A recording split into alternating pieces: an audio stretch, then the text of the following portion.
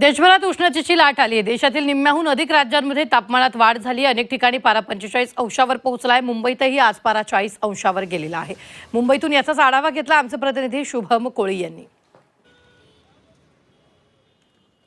देशामध्ये 16 राज्यांमध्ये मोठ्या प्रमाणात उष्णतेचे झळे सध्या जाणवत आहेत आणि मुंबईमधील देखील कमाल तापमान हे सरासरीनुसार जे आहेत अधिक नोंदवण्यामध्ये येऊ लागलेलं आहे। सध्या मी आहे मुंबईमध्ये आणि ह्या मुंबईमध्ये देखील आजचं आपण कमाल तापमान पाहिलं तर हे सर्वाधिक तापमानापेक्षा अधिक आज जाणवत आहे असं मुंबईकरांचं देखील म्हणणं आहे। आणि त्याचमुळे अनेक मुंबईकर आपण पाहिलं तर आज 1 ते 4 यामध्ये बाहेर पडताना डोक्यावर टोपी किंवा स्कार्फ घेऊनच बाहेर पडताना आपल्याला दिसून येत असतील। आणि त्याचमुळे मोठ्या प्रमाणात उष्णतेचे झळे असतील किंवा हवेमध्ये देखील उष्णतेचं प्रमाण जे आहे ते वाढलेलं आहे आणि याच कारणामुळे मोठ्या प्रमाणामध्ये उन्हाची लाट जी आहे सध्या मुंबईमध्ये असेल किंवा देशभरामधील तब्बल 16 राज्यांमध्ये जी आहे ती पसरलेली आहे।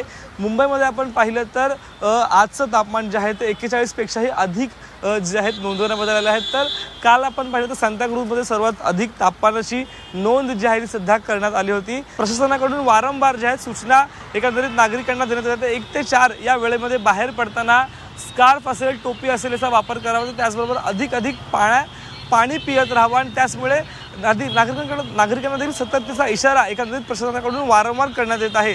त्याचबरोबर येणाऱ्या काळामध्ये तर शनिवारपर्यंत हे तापमान असंच राहण्याची देखील शक्यता ही हवामान खात्याने वर्तवलेली आहे। शुभम कोळी, झी मीडिया, मुंबई।